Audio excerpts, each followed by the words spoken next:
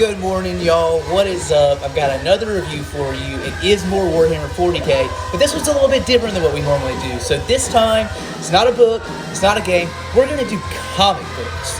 So I'm trying to get back into my comic reading since I've been just reading in general a little bit better lately. So I was like, let's get back into the comics. And because I've been on my Warhammer kick, I just figured we just gotta go ahead and let's find some Warhammer comics because there's got to be some of those, right?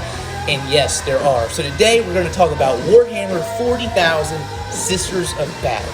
So first off, I absolutely love these covers. Like, these covers are phenomenal. So like this one is a variant. I got this lot on eBay, so these are not necessarily the particular ones I may or may not have picked out on my own. Had I been buying them when they were coming out in the store, I don't really know, but honestly, I don't have any complaints about the covers I did get because some of these are just absolutely sick. Once I go through all of these and show them to you, I'll show you. I got like two that I'd say are my favorite ones that I think you just like, you really can't beat the art. And like, if there's one thing that Warhammer 40,000 really sets itself up for, it's good art. And like, it feels like comics are the perfect medium for Warhammer 40k because you get the lore and the storytelling that you would from like a book, but then you get the like really beautiful handcrafted visuals that you can get from like the comic book style art.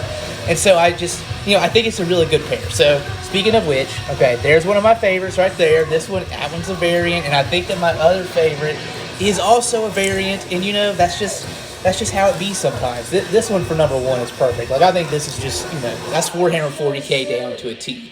So let's talk about the actual comics. So you've got the Sisters of Battle, and they're landing on a planet called Scythia. There's been this uprising amongst the people of the planet. No one really understands what's going on. And they're landing there, and while, yes, they want to figure out why this uprising is happening, why these civilians are turning on the Emperor, committing heresy, there's also the Inquisition. The Inquisition is on their main ship, and they're trying to find a particular agent that they had set down on the planet to try to figure out what's going on. So that's really that's your through plot of this story. One of the Sisters of Battle is actually from the planet of Scythia, so you have that dichotomy of her leading them through the planet. She has that inner knowledge of it, but also she really doesn't understand what's going on. Overall, I thought it was a pretty decent story. This is just a 5-comic set. Most of the Warhammer 40k comics are like this. They're just short miniseries, which for me personally is actually how I prefer comics. It's a lot easier to keep a contained story and keep track and collect them all that way. The art is not my favorite comic book art, but it's definitely passable.